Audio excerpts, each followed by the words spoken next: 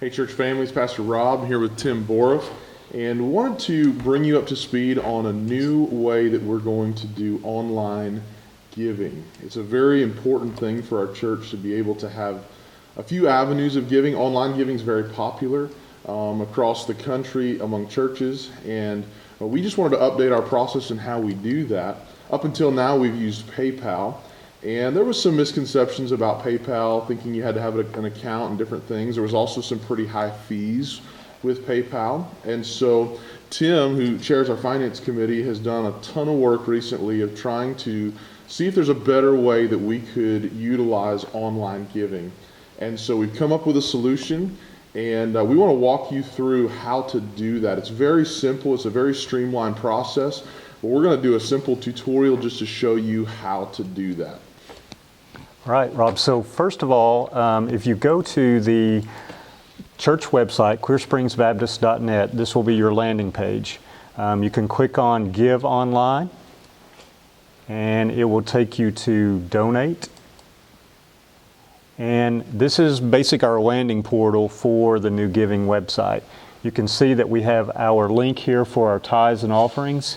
We also have our overflow offering for those that are maybe not familiar with what that is. That last year we did our 2020. This year it's actually called the overflow offering. So that is beyond our tithes and offerings on that.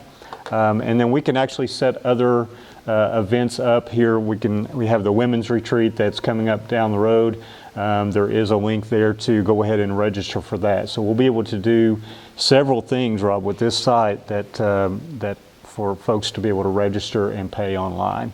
Great. So you can select the tithes and offerings. I've got an amount in here of $100, and you can actually change that weekly. You can either do it as a one-time gift, you can do it weekly, you can do it monthly, or you can do it bi-weekly. So we're going to do this as a weekly, Rob. We're going to start that on March 24th. You can set an end date if you would like. And if you click on end date, you can say I'm going to go till the end of the year or whatever, but we're going to unselect that end date, so we want this to keep rolling on indefinitely. So $100 will be given weekly until you cancel the gift. So if I hit select, I can then click next. Now if you're on a mobile phone, you'll actually probably have to scroll down just a little bit to get to this next button. But the mobile interface is very similar to what this is as well. So I used it this morning and it worked perfect. It looks a lot like this. Yeah. So once you choose it, you can click next. And this is where you would actually put in your information. So if you're interested in some planned giving opportunities, there is a selection there that you can contact the church, and we can walk you maybe some of that. Also there, you would put in your contact information here. So you would have your email address, you would confirm your email address, then you would put in your name, address, and those statistics. You can select either card or bank. We would actually prefer everyone, if you would, to choose bank, and you would just need your bank routing number and your account number. Now, you don't have to worry, Rob, this is super secure. I know that I have my own issues with that sometimes, but trust me, it's very secure. It's got one of the highest standard security in the industry, so there is no concern about that. So let's talk about this for a second. Sure. Because it is a concern for many with giving online, whether giving your account numbers or giving your card numbers. But there's a method to this, and why we're asking for the bank specifically. When we use PayPal, every time you use a credit card, there's a fee associated with that, and typically the merchant you're buying something from just absorbs that fee. It's around 2, 3, 4%, somewhere in there. For us with PayPal, it was a 3% fee. So let's just say you gave $100 on PayPal. There was $3 coming out of that, and the church was only getting $97. With this system, you can still give with a card. The percentage is lower. It's a 2% fee. Plus 10 cents on Correct. 2% plus 10 cents. But here's the kicker with the bank. The bank only charges 20 cents per transaction, and that doesn't matter if you give $1 or if you give $20,000. It is a 20-cent fee. There's a box on here. It says cover fees. what we're asking is if you'd be willing, I checked that on mine when I did it earlier. I checked that, so what happens is I'm covering the 20-cent fee. So let's just say I'm gonna give $100 like Tim just put in there. I'm actually gonna give $100.20, and that's gonna show up on my account. The whole thing is tax deductible. Boy, if I could speak, that would help.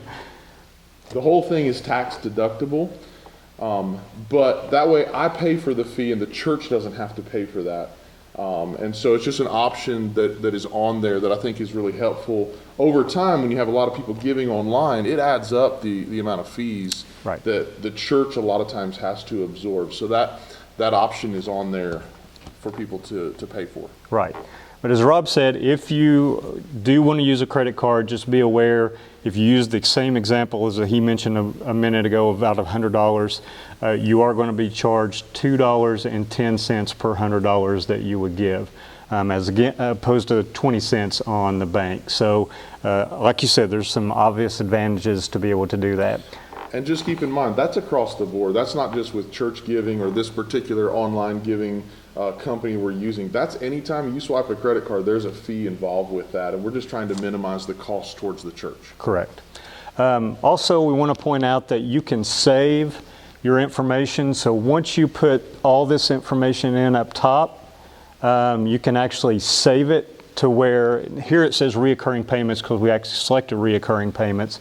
But even if you're given a one-time offering, you still have the option to save that information. So when you go back in there the next time, you don't have to put all this information in the next time. It's already going to be there, it's saved, and so you'll be able to expedite the process very quickly. Down here it'll give you a summary. So if you actually had registered for the women's thing as well, and we can actually go back and show you how that would work, but if you had registered for another event as well, it would be listed down here underneath the tithes and offerings, so you can actually pay for multiple things at one time. Also, this will give you kind of a summary of how much is everything that you're giving. So you would be giving $100 plus the 20-cent fee. So all of it is tax deductible as well.